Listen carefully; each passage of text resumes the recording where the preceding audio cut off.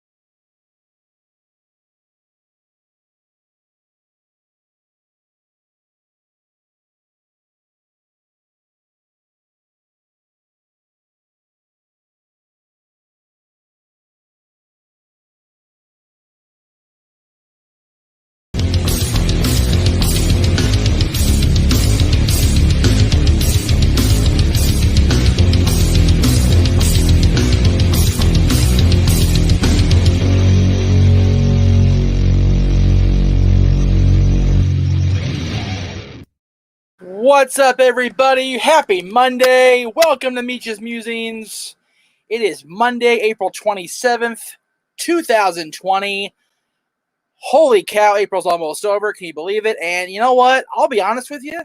I can't see a goddamn thing. I can't see a thing in these shades. So the hell with that. Wow, they're great. I love these NWO shades. www.shop.com for the box. Let me make another plug because, well, I just have to keep plugging this thing. It's so awesome.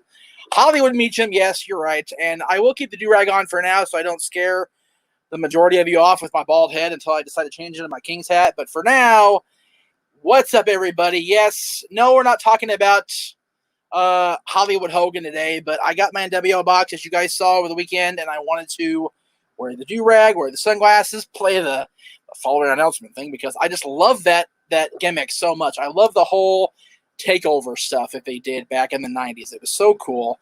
Hang on one second. I have a message for a friend. Open. You can open it today, but let me know when you get it before you open it so I can be there for the instant reaction period. Okay. Friend of mine's getting a birthday gift early, and I want to make sure I get to be there for the reaction because she's going to enjoy it. Anyway, today is a very fun topic, and I didn't grab the goddamn belt. I meant to sit down with the big gold on me, Hollywood style, but no spray paint. You know what? I do have the big gold belt. I have something close enough, so we'll go ahead and just there we go. Today is a very sensitive topic to a lot of wrestling fans. I know a lot of you guys out there are sensitive about it, and that's, that is your prerogative. As wrestling fans, I encourage the shit out of that, for the record. I encourage that you guys have a voice. You guys have a mind about the business and about this crazy wrestling thing that we love so much. And today we're talking because it was 20 years ago yesterday. If you're watching this live on Monday at 7 Eastern now, if you watch this on Monday, it has been 20 years and 1 day since the evil occurred on an episode of WCW Thunder. Yes, David Arquette did indeed become the WCW World Heavyweight Champion. I know people are just they still talk about it to this day, and again, it doesn't surprise me. Wrestling fans are very, despite what Vince McMahon wants us to be, wrestling fans are very long-minded. There's the bald head. God help me. It's just too damn hot in this freaking 90-degree heat, even with the AC blasting in the background. Wrestling fans don't forget very easily, and the fact that David Arquette, our good buddy, was able to make a comeback a little over a year ago in wrestling on the independent scene and make a go of it and actually make a huge, once again, a name for himself is something awesome, I think, as a as a fan. And I mean that only because I did not grow up, into his movies. I was not a fan of Scream or, some of the other things that he did over the years. And, but honestly, I do remember, I honestly wasn't a huge Friends fan either. I didn't get into Friends until much, much later in its run. As a matter of fact, I don't think I watched a full episode of Friends until after I got with Dylan's mom, and that was in 2005. The show had been over for at least a year already. So again, I kind of missed the boat on the whole Arquette, Courtney Cox, Friends period phenomena. So you'll have to forgive my lack of fandom, but I'll drink your NWO again, shilling the hell out of it till I can't anymore. It tastes like alcohol. There's no alcohol in this. That can't be a good thing, right? Maybe it's my palate. Maybe my palate tastes like alcohol. I remember to this day exactly where I was when I was getting ready to go to sleep that night that it aired on Thunder. Actually, the night it was taped, because I was just dipping my fingers into the internet world back then, not as a on-camera performer or anything, just kind of, getting the lay of the land as far as using internet in the first place, because I was still very new to it back then. But I will never forget seeing that image, and I think I have that image, if I can just be born a moment here momentarily. I will never forget, as long as I live, the image, and you guys saw the image at the top of the show that is forever in the lexicon. But I want to get this one up here too, because this one is worth showing off as well. I'll never forget going on WCW.com and seeing something very similar to this. Holy crap! That's an actor, David Arquette, with the WCW World Heavyweight Championship. It was a sight to behold. You'll notice DDP back here in the background looking on in equal astonishment. Now, I've since gone back and read accounts of what happened that night, and wherever the hell they were, I forget where they were, you have to forgive me on that one. But Dallas was against it, completely against it, had no, he had to be talked into the fact the idea was a good one. I still maintain, and honestly, I will forever say this. I'll die on this hill, and that's fine. I am of the firm belief that David has gone the closest I ever wanted to see. Yes, again, Ready to Rumble was a train wreck of a movie, but I liked it, and maybe I'm amongst the few that did like it. I don't know. But I am of the opinion that the World Championship going to David Arquette was not, I repeat, not the worst thing to happen to that championship. Not by a long shot. And I will, again, we've got an hour here. Did it get what was desired out of it? The idea behind David Arquette becoming the world champion, putting the championship on him, having him be that mainstream exposure, getting that. The fact of the matter is this: World Championship Wrestling, our business, was mentioned in a headline article on USA Today. Now, granted, the actual article itself basically was a little blurb that said, David Arquette won the WCW Championship last week on an episode of Thunder.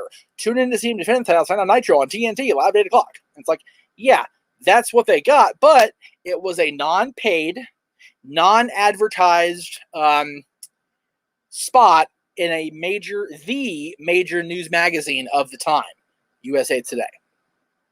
You can't ask for that. And, people, matter of fact, I'm reading the Nitro book, what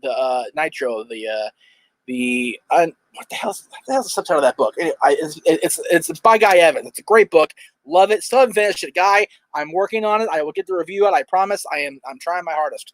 I have plenty of time. I just don't have it as far as time by myself. It's just I'm right here. So I'll actually do a book review on the whole thing if that would be okay with everybody involved. The fact of the matter is, a lot of people at WCW did not like it. People at WCW said, this is the, people say that any publicity is good publicity, and they disagreed. They were, this is horrible. And, the stalwarts of the world of wrestling were, completely flabbergasted.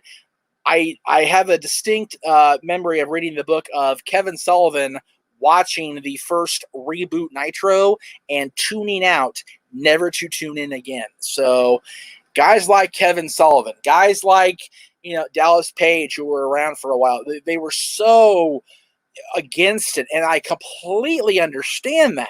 But you have to understand something. WCW was literally on its deathbed. They were in the death throes. They had already kicked the life support off, and they were waiting for the final breath to be exhaled. So Vince Russo, Eric Bischoff, everybody in that team wanted to do something to garner attention. Now, is putting the World Championship that dated back to 1905 and George Hackenschmidt and Frank Gotch and everybody, putting the actor in that championship position the right way to go? For us diehard wrestling fans, probably not. But as a diehard wrestling fan, as a fan who has been a fan since 1990, and you guys know that by watching Undertaker Old School, you guys know how long I've been watching. You guys know how long I've been watching based on watching me the last almost 18 years. I don't have as big a problem with that as I had a problem with Mr. McMahon becoming the WWF champion a few months prior, as I did a few months later when Vince Russo himself became the WCW champion. I thought both of those were much, much more damaging to their respective championships than David Arquette. Now, people are going to jump on here right now and say, well, Vince has been in business his whole life, and, it's, his dad would never let him do that, and he was just trying to advance storyline with Triple H. You're right. You're absolutely correct. And that's why I don't have as big a problem with it in the first place. But if you're comparing the three, and I am comparing the three because it's my show and I can do that, I had the most problem with Vince Russo because not only did Vince Russo book the championship win for himself simply to get himself over and, give him his big moment in the sun. And yes, they're going to come crashing in on me. The Russoites are going to come crashing on me for picking on Vince 20 years later. Fine, I welcome it. I have no problem with Vince Russo the person. I like Vince. I always have. I will defend him. I always will. He was wonderful to us on Extreme Mayhem. He gave us a hell of an interview, a pair of interviews, actually. So Vince Russo himself is a good guy. Vince Russo, the creative director of WCW, did not know what the fuck he was doing, okay? Period. End of story. I will die on that hill as well, okay? I had the most problem with that. I had a bigger problem with Vince McMahon becoming the WWF champion than I did with David Arquette becoming the WCW champion. And to be fair, David Arquette has felt the need to redeem himself in our eyes, the wrestling fans' eyes, since. And he did that, he feels, over the last 24 months or so. Now, to David's credit, not only did he win the world championship or become world champion, I don't want to say win because winning is actually one thing in an athletic contest or whatever. He donated his entire paycheck from WCW to the families of Owen Hart and Brian Pillman. And I believe Darren Drozdoff as well. I'm not 100% sure on that, but definitely Owen and Brian. And I thought that was the coolest damn thing I've ever heard of in my life. And in a time where WCW was completely chaotic and, you didn't know what was going to happen from one minute to the next. The truth of the matter is, Ric Flair stood right there and told David, get down to the bar and buy your drinks. You're the world champion. That's what you do. And he did. He went down to that bar. He bought a round of drinks, and he donated the rest of the money he had to the Pillman family and to the Owen Hart's family. And I thought that was super damn cool of him to do that. So good on him. And there have been a lot worse people to be the world champions of WWE. WCW, the NWA, TNA, Impact, whatever, Ring of Honor, You're not going to find a whole lot of character in a lot of those guys. David Arquette is nothing but character, upstanding, hell of a hand, wonderful guy. I can't praise him enough. I really can't. And He's just amazing, and he's nice to me. He recognizes me on site, which I think is weird for me. But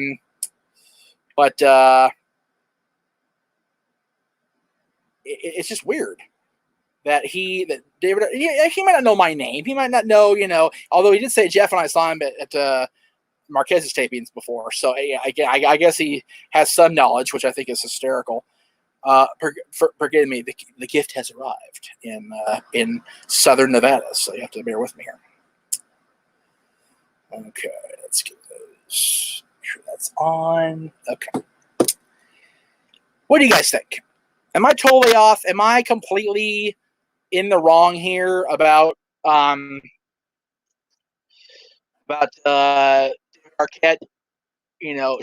Should he not have been the world champion? I want to invite you guys in right now. Let me put it up because that's what I do. Let's there we go. You know what? It occurred to me that I'm not being very brand aware here, and I just realized that.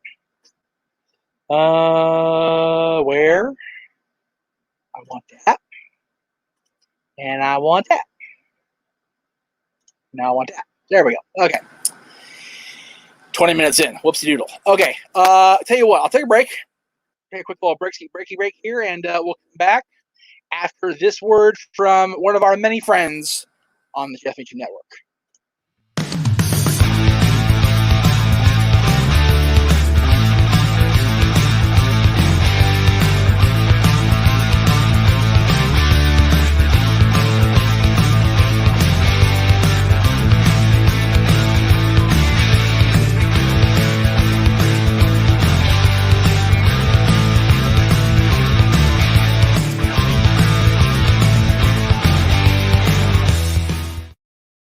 There you go.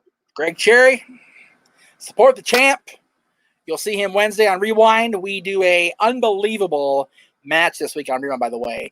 30-minute submission, Benoit versus Angle, and he's back to defend the championship on Friday as well on another round of the No DQ Wrestling Trivia Challenge. So here's the link at the bottom, lower left, lower third. Look out, folks. Come on in if you dare. I want to hear everybody's opinions on David Arquette. I want to hear what you guys are thinking. I realize as I say this, I have some competition this afternoon. I know the NWA is broadcasting something right now, I believe, as is Ring of Honor. So for those of you that are here, I greatly appreciate the shit out of you guys for being here. That's amazing that you guys have chosen to spend your time with me here on Twitter, Periscope, and Facebook, and YouTube. It is not ignored. It is not unappreciated, I promise you. So let's see what we got here. Well, somebody liked the video, so that's cool. I appreciate that. I need to turn that down, though. So, again, people just, I mentioned this when I did my little social commentary, if you will, at the beginning of the year. The most likely people to hate wrestling are the wrestling fans. And we have hated on David Arquette for 20 years. And gotta open the cap first, stupid. I don't understand why, there's so much more to hate on in wrestling.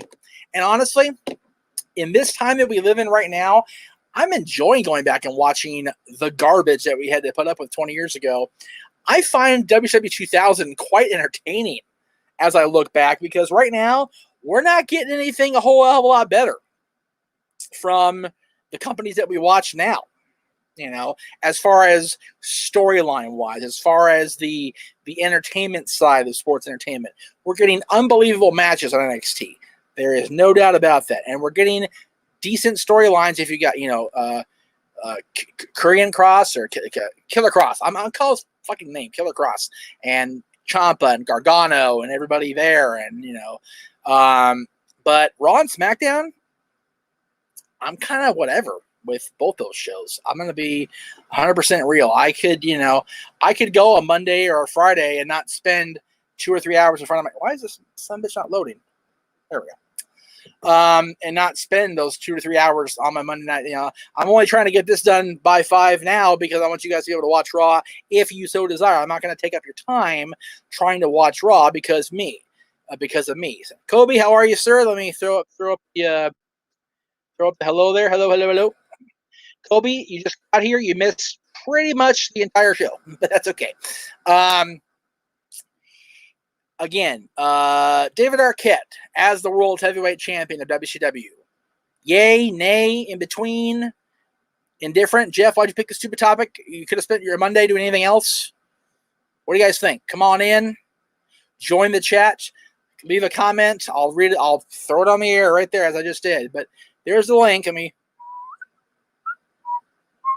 the link. Let me know what you guys think. I want to hear what you guys say. And again, I'm going to do this again on Friday with Talk Wrestling. But Talk Wrestling, I threw up the commercial. I made this grand commercial of coming up this week on the JEFF MEACHAM Network. I forgot, as usual, one thing.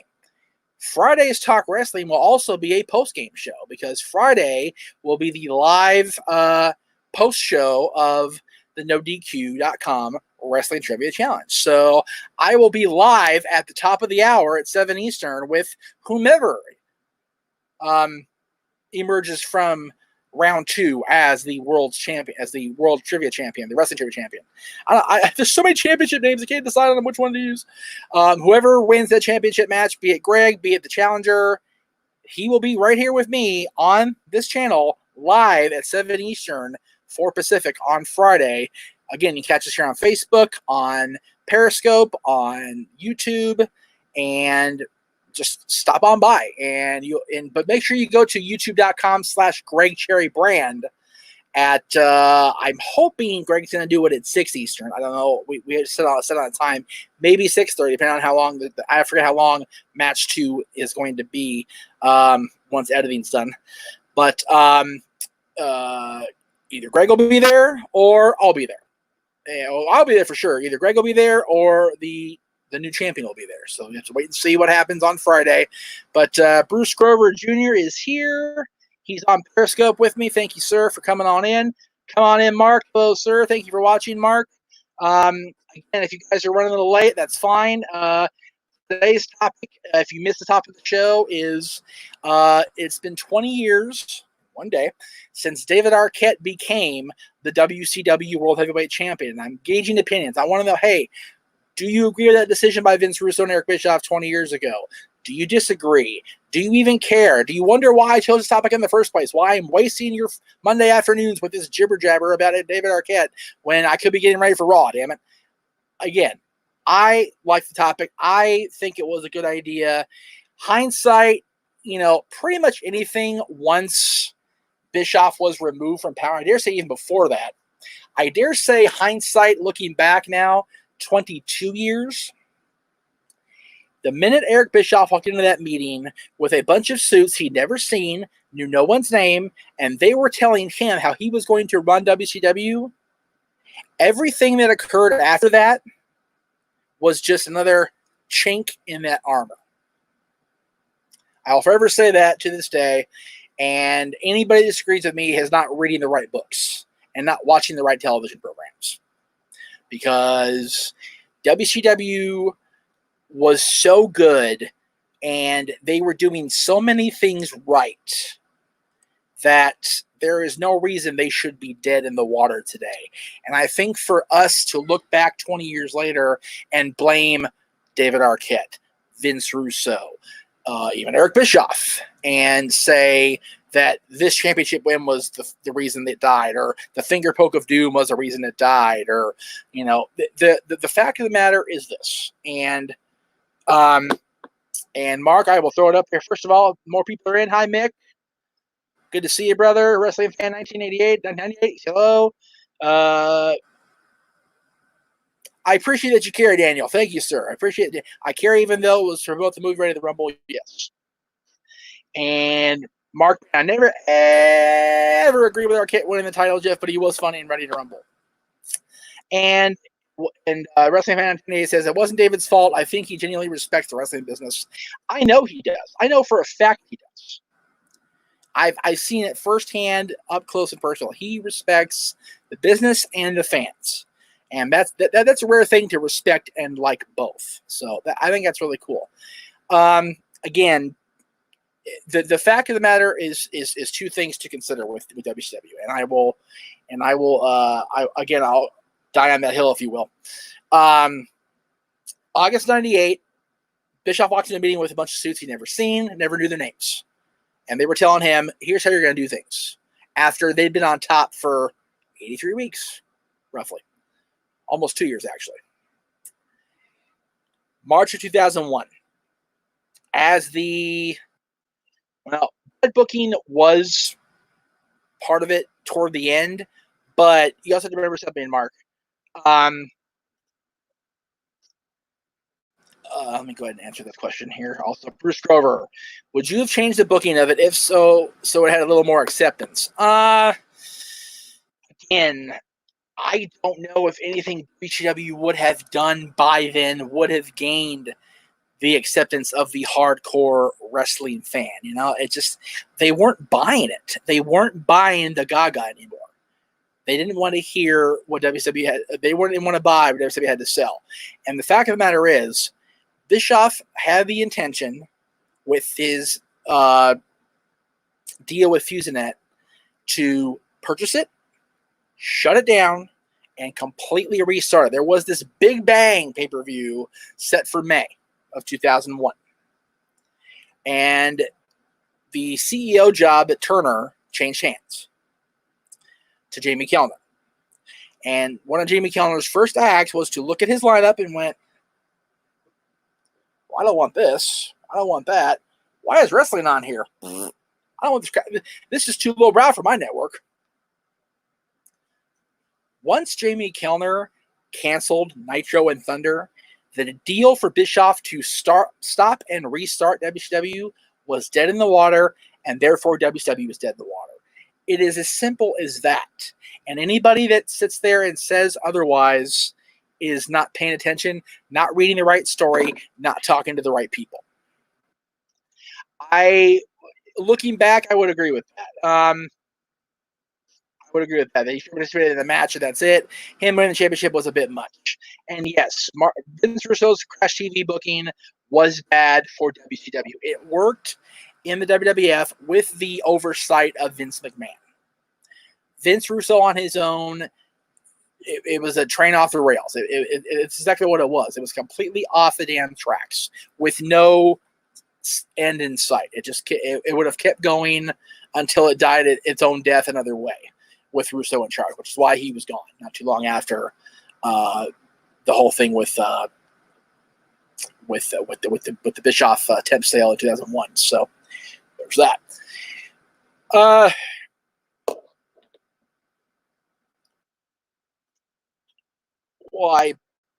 Hang on. Well, you know what, Mick? A lot of people didn't watch WCW. I didn't watch WCW until Hogan showed up. So, you know, and I did that because of Hogan, and then I watched Sting, and I watched Flair, and then, you know, I got into it. I'm not sure what you mean by I wish I had two shows to watch back to back like you did. Oh,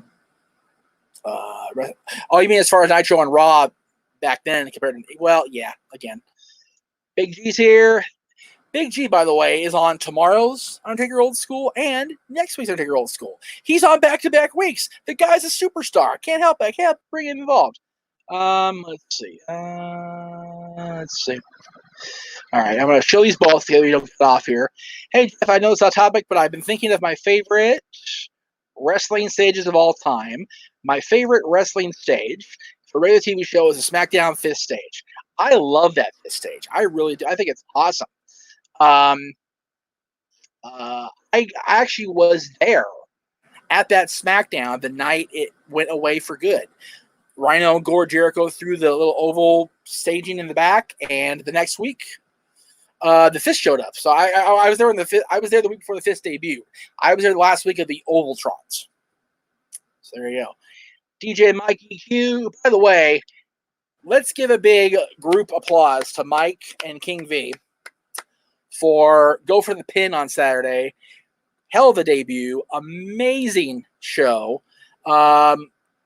great time editing it. Took me no time at all. Just had to cut out little things in there, throw in the commercials. It was, as we say, good shit. It was very well done. Can't wait to see the next week's show this coming weekend, Mike. It hopefully we get some good wrestling stuff to cover for a Go for the Pin this week. So I'm hoping. So I like Steve's Mark. Was that Mark? No, there it is. Here we go, Mark. And I started watching wrestling in general after Hogan's heel turn in 1986. There you go. Boom, Hollywood. Nothing wrong with that. Wrestling Fan 1988. I hated that oval stage. It was so lame. I actually like the oval stage personally, but that's just me. Kobe was watching SummerSlam 99. I actually just finished watching SummerSlam 98 yesterday. So we're on the same time of year, just different years. What night does SmackDown ultimately be on? I don't mind it being on Friday. I got no problem with that. Whatsoever. Thank you, Mike. Thank you, Jeff, and everyone that watched Go for the Pin. Thank you for doing the thing, Mike. I'm going to try to get you guys on the audio network this weekend, too. That we have a little cross-branding going on, so hopefully, we shall see. So let me, actually, first of all, let's kill that. Thank you. We're going to take another commercial break here, throw a little love the way of our peoples. We'll be right back. Where is it? There it is.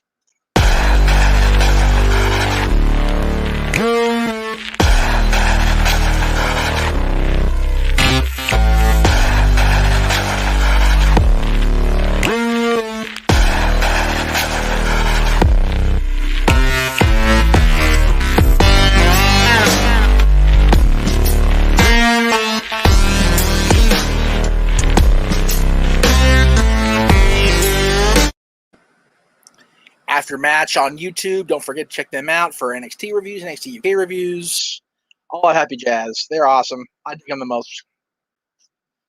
Comment here. Who we got here? It's a good question. When do I see everything getting back to normal for wrestling? This is from Mark Bannon. I wish I had an answer for that. I really do. Again, we are at the whim of government and medical officials. Guys, I appreciate all the comments about other questions, but I'm trying to stick to topic as much as I can here. So, Talk Wrestling is the show for the Ask Me anything. So stick to Friday for that. If you want to send about Arquette, go or WCW Championship with Arquette, go ahead, throw it up there by all means, please. But I will answer this question because this is a very topical, very important question. Mark, I wish I had an answer for things resuming normality.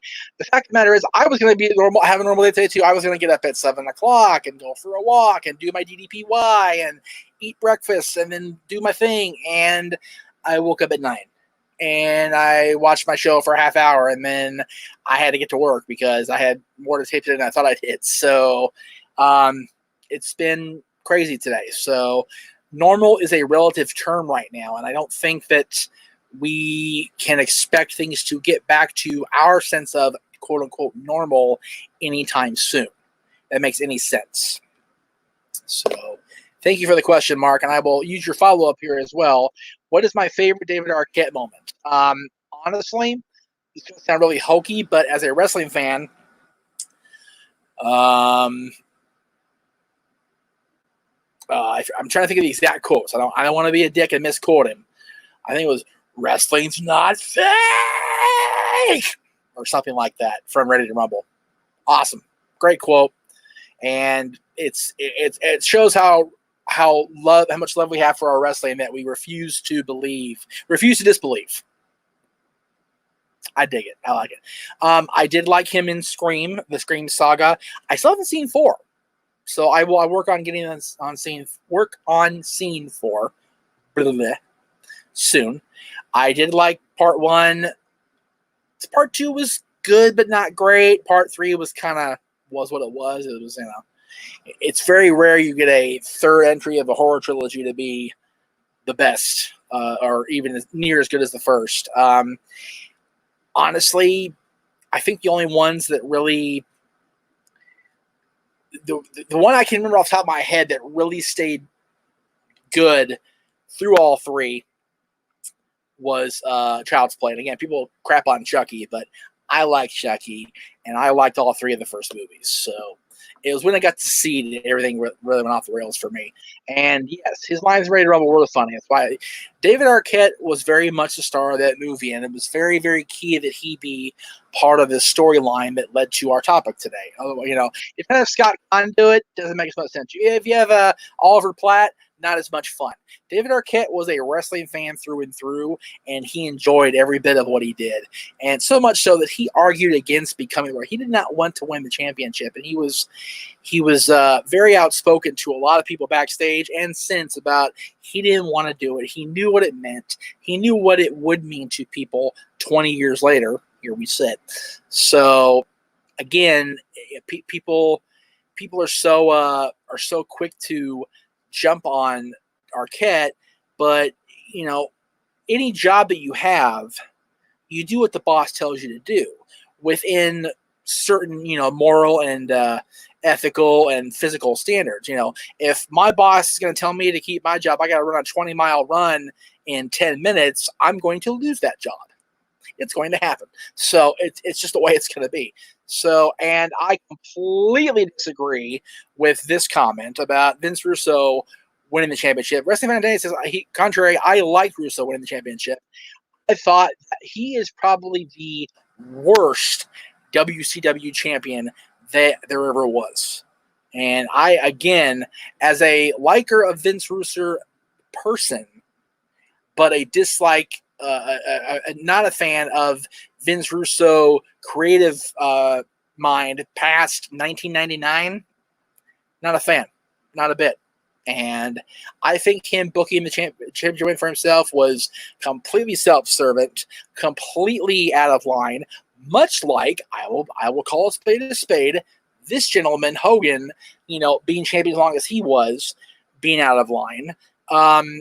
There's a number of bookers that have booked themselves into the championship that I disagree with completely. You know, I can think of Flair, how many times he was champion, how many times he was the booker when he was the champion. So, you know, so I don't agree with any of that, but I think Russo was a bad idea. It's one thing to get heat, Wrestling Fan 1998, and it's another thing. But see, okay, I'll go through your comment up there, and I'm not saying I would have booked it, but I think it was a great to get massive amounts of heat on him, and it worked. Yes, it did work. Unfortunately, in my opinion, it was that wrong kind of heat, that X-Pac heat that we talk about all the time in wrestling, where they hate it because they hate it, not because they hate the character. The diehard wrestling fans of this world could not stomach the fact that overbearing, obnoxious New York jerk booked himself into the World Championship. They were completely disgusted. They turned off their TVs in droves and went right over to TNN or USA, whatever network they were on at the time. I think it was on TNN by then. And it was the complete opposite of the intention of Arquette winning the championship. It wasn't even good on paper. I think anybody who sits in a chair like this, well, not, I guess this is my comfy lounger chair, but a desk chair or an office chair, and decides that he's going to be the world champion, is bad for business. It's my opinion. Hello, Luana Mark. How are you? Good to see you. Wrestling Fan 1998. What is the origin of the X-Pac heat? It's my understanding, I never understood it. It's my understanding that Shawn got that heat after the complete disillusion of DX, and even toward the end of the DX run when he was quote unquote macking on Tori, not Wilson, the other Tori, Tori Power, and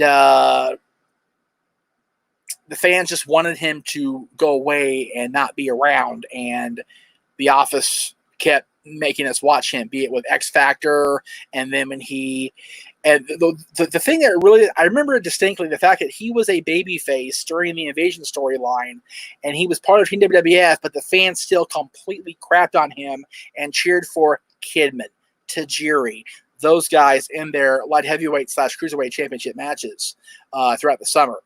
And I think that the fans were just over the initial Xbox pack from '98. They were kind of like, okay, we get it, we like Shawn, but no, we don't anymore, really. So I think he may, I don't know this because I wasn't there. He may have gotten a little bit of the offshoot of the click hate also.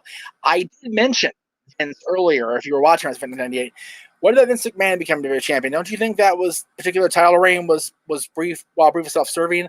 Yes, he was transitional champion, but he didn't need to win it. You're right, and I said it earlier. I disagree with Vince being the champion. I dislike Russo being the champion in WWE more. But the fact of the matter is this: Vince McMahon becoming the champion was ultimately a means to an end. Vince helped screw Hunter at the championship. Well, actually, he didn't do anything. Austin did it for him. Gave Hunter the stunner, hit him with the belt, whatever it was. It was on SmackDown. I have to watch it again.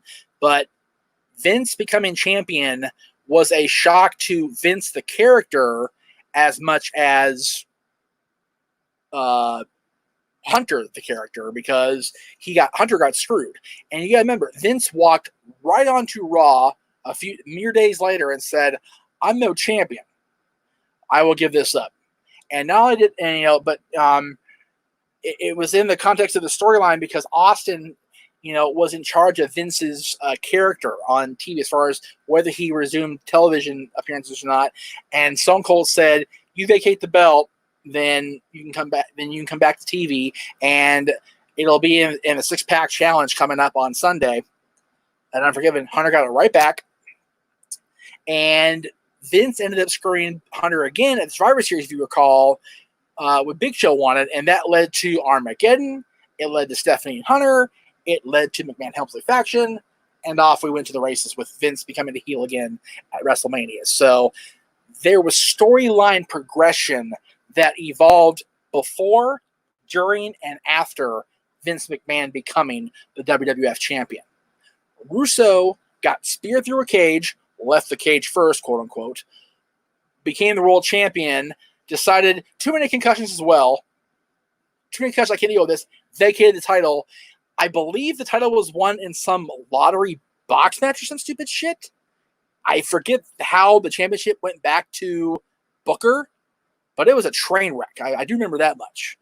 And yes, Undertaker leave shortly around that time as well. Mark Bannon, Undertaker left as well. He was dealing with those nasty injuries. I think it was his legs, maybe his hip and his back. And he was gone from just before Unforgiven until Judgment Day 2000. So he was gone for a while. I will go ahead and answer this. It's not really on topic, but I'm wearing this shirt, so I'll go ahead and let it slide. Should Hogan have won the Undisputed Championship in 2002? He was way too broken down and out of shape by then. I didn't like how they put the strap on him for nostalgia's sake. If you're a Triple H fan, then yeah, that's bullshit. I agree with that wholeheartedly. I think a transition between Hunter and The Undertaker would have been better. I personally think that the progression should have been between Triple H and Brock Lesnar. I would have had Hunter be champion till SummerSlam. Then when Hunter gets, loses the championship and tries to win it back, and Lesnar signs with SmackDown, then Bischoff goes world title. I like how that sounds better than what they did. Mark, not a question on topic, but not very much longer after the Nation broke up. He actually kept that same kind of he's had the same theme pretty much his entire run other than the Nation. I can't do it because I have no music talent whatsoever, but he's had that same basic beat his entire WWE career. So the Nation music lasted, I think, the summer of '98 was when, and then he got his own style of music back. It was still the Nation-esque, but he got his own stuff back after the corporate turn, if you will, in November of '98. All right, Let's see. What do I want to run today? We'll run this. One more break, and then we'll come back to wrap things up.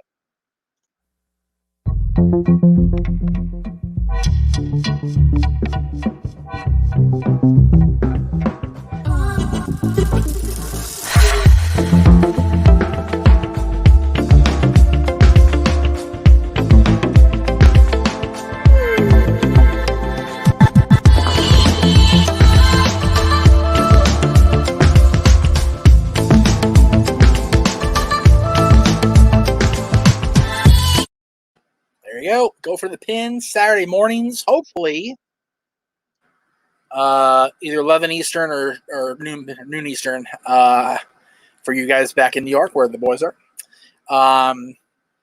Depends on how editing goes Friday night from my end. It took me a while. Friday was a long night. So, again, here we go. Here's a good question. I like this. Did David Arquette's involvement in WCW ultimately contribute to the organization's downfall? I think if you look at the grand scheme of things, overall, no. I think that of every quote-unquote bad decision they made in the final 2.5 years, that was the least poisonous one. That makes any sense. And there were some bad decisions made while they were still cooking. Let's be 100% real there. Okay. They honestly, they made poor choices. Hiring Vince Russo in the first place, yes, it seemed like a good idea on paper, but again, is it really worth what happened? Because you had lawsuits to deal with, thanks to Hogan. And it just it wasn't good. Mark Bannon has a great question. Thank you, Mark. I appreciate you asking. What was David Arquette's theme song in WCW? It was a cover of Twisted Sister's "We're Not Gonna Take It Anymore" by, it looks like the name is Biff Naked. B-I-F Naked was the name of this artist. And I actually have the video. I'm not going to play it because I'm going to get yelled at. But if you look it up, it's B-I-F Naked - "We're Not Gonna Take It, Ready to Rumble," in parentheses, HQ. The video's up there. It's quality video. It basically is David Arquette and Scott Caan's character running down the aisle in the seating area to watch Jimmy King make his entrance, and then the music video hits. It's good stuff. Good shit. So, Wrestling Fan 98, I will answer your question on Friday. I promise. So, okay. All right. You got me out of it. Was WCW called NWA before becoming World Championship Wrestling? Is this the same company Ric Flair made a name for himself and became the greatest showman of all time? Okay. You got the question out of me because it's WCW Championship related. All right. Let me just do this really quick here, and then we'll wrap things up. Jim Crockett Promotions was a wrestling company that operated in the Mid-Atlantic area, the Carolinas, Virginia, up in Georgia, those areas, and up into Baltimore area, and then they didn't go as far east or far west for the longest time, any further west than like Alabama or even into Texas. They didn't go very far west. In 1988, Jim Crockett had kind of bought himself into bankruptcy in that he tried to buy Bill Watts' company and Florida Championship Wrestling and the other companies out, that he was balls deep in debt, to be honest with you. And he sold Jim Crockett, and the family sold Jim Crockett Promotions Mid-Atlantic Championship Wrestling to Ted Turner, who, of course, owned the Superstation and owned the Braves and owned, CNN, all these other channels and other little entities. The company name WCW World Championship was taken from their Saturday afternoon at 6:05 Eastern television show that was syndicated on the Superstation. Not syndicated; it was on the Superstation. The TBS Saturday afternoon, 6:05. There they were, and NWA Jim Crockett Promotions became WCW. The NWA itself was a governing body that began in 1948, and they oversaw every wrestling territory in this country and even had deals in Japan and Mexico and in parts of Europe. So there's that. When WCW ultimately seceded from the NWA, finally in 1993, and WWE had done so in 1963, the AWA did it in 1960, and Fritz von Erich and World Class did it a few years before WCW did, so there are always offshoots. And the most viable territory in the NWA was NWA Eastern Championship Wrestling. So they held a tournament to crown a world champion. As we know, Shane Douglas said no, the NWA is dead, threw the 10 pounds of gold down, became ECW World Champion. The NWA now is a single promotion, single entity owned by William Patrick Corrigan, ran by him and Dave Lagana, who used to, of course, was a writer for TNA and WWE for a long, long time. And that company now operates independently in and of itself. They are no longer a governing body like they were from the 40s until the late 2010s. So, there you go. A little history lesson for you here on Meach'S Musings. Tomorrow on Undertaker Old School, let me see if I have that. That would be super if I did. I don't have it here, so I'll go ahead and talk for a few seconds. I wasn't prepared to not talk. Tomorrow on Undertaker Old School, we're going to have another classic moment from the history of the Dead Man, and it comes from, let's see, I don't have it here, so I'll just go ahead and do that really quick, and I'll throw it up there. It's from WrestleMania, come on, 7. You can kind of see me, as The Undertaker faces Jimmy Superfly Snuka. So that's pretty cool, right? I dig it. Wednesday on Wrestling Rewind, as I mentioned earlier, you're going to see Greg and I go over the 30-minute Ultimate Submission match between Kurt Angle and Chris Benoit. That'll be Wednesday on Wrestling Rewind. Thursday, Nerdy Q Review. I don't know if I'm going to be on. If I am, you'll see me at 7 Eastern with everybody else, talking about the world of wrestling as we know it today. Friday, not sure on the time. You have to check with youtube.com/Greg Cherry Brand for the timing. But Greg will be defending the NoDQ.com Wrestling Trivia Championship once again on Friday. And immediately after that, or shortly after that, at 7 Eastern, 4 Pacific, the same time slot, Talk Wrestling will return with a post-game wrap-up, if you will, and Ask Me Anything. That's you guys can ask me anything you want on that show. Friday is their Ask Me Anything. Today's topical shows. So, thank you all for showing up. I appreciate you guys watching today. Don't forget, you can tune in next week right here on the JEFF MEACHAM Network for more Meach'S Musings.